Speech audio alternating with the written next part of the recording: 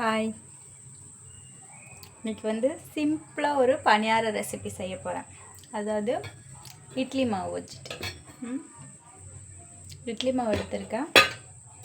அப்புறம் வெல்லம். வருஷன் வந்து பணியாரம் வேணும்னு கேட்டுகிட்டே இருக்கானா, அதனால் இப்போது சிம்பிளாக வீட்டில் இருக்க பொருளை வச்சு டக்குன்னு ஒரு பணியாரம் செஞ்சிடலான்னு பார்க்கலாமா. வெல்லம் எடுத்துருக்குன்னா அதில் கொஞ்சமாக தண்ணி ஊற்றிக்கலாம். ரொம்ப ஊற்றிட்டோம்னா ரொம்ப தண்ணியாகிடும். அடுப்பில் வச்சுட்டு லைட்டாக கரைஞ்சால் போதும், பாகுபாதம் வேணாம். ஏன்னா இதை வடிகட்ட தான் போகிறோம்.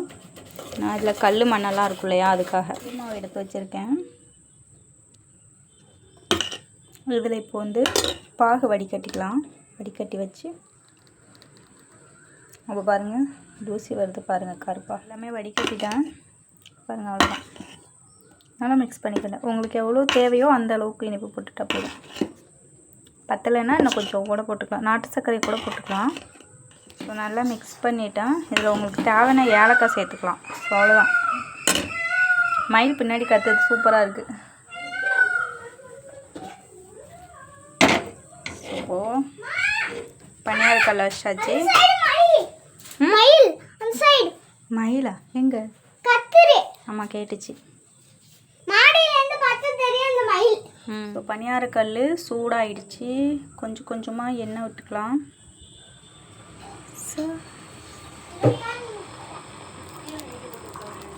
ஓகே, கல் சூடாயிடுச்சு.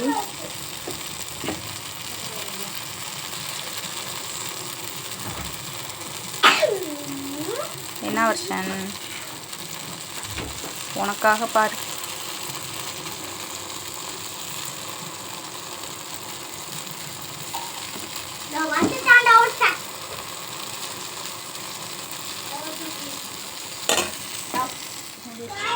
வேகட்டும்.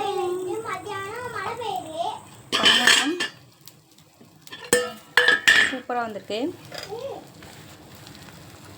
திருப்பி போட்டுக்கலாம். வாவ், நம்ம இதில் வந்து சோடாப்பு எதுவுமே கலக்கலை, இட்லி மாவு மட்டும்தான். அது கூட வெல்லம், அவ்வளவுதான். எவ்வளோ சூப்பராக வந்திருக்கு பாருங்கள், புஸ் புஸ்ன்னு.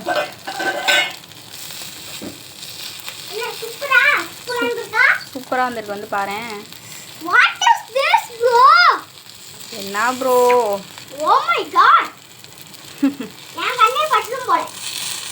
சூப்பராக இருக்குல்ல?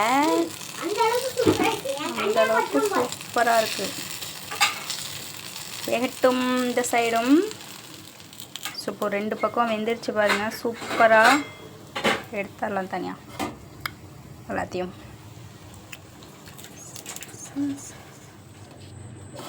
எவ்வளோ கலர்ஃபுல்லாக இருக்குது பார்த்தீங்களா? அவ்வளோதான், ரெடி ஆகிடுச்சி. ஆற விட்டு சாப்பிட்லாம். இப்போ சுடுது செம்மையா. ரெடி ஆகிடுச்சு, சாப்பிட்லாமா? சூப்பராக இருக்கா? சூப்பர். ஸோ நாங்கள் சாப்பிட போகிறோம், நீங்களும் போயிட்டு சாப்பிடுங்க. டாடா, பாய் பாய் சொல்லு. பாய் பாய் பாய்.